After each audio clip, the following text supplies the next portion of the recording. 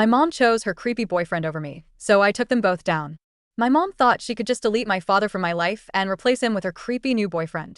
She wanted me to call this man Brandon, Dad, as if the real one was just a forgotten character in a story she was rewriting.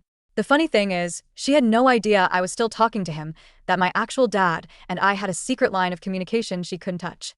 Her ignorance was her biggest mistake, and it was about to cost her everything.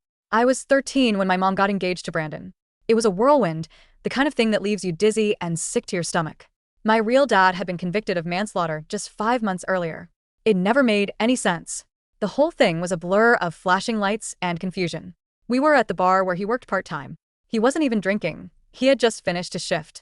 I was sitting at a booth near the back, working on homework and drinking a soda, waiting for him to drive me home. I remember he went into the bathroom, and when he came out just a few minutes later, his face was pale, panicked, and his shirt was covered in blood. He yelled for someone to call the police, his voice raw with a terror I'd never heard before. They arrived so quickly, and without saying much of anything, they slammed him against a wall, put him in handcuffs, and took him away.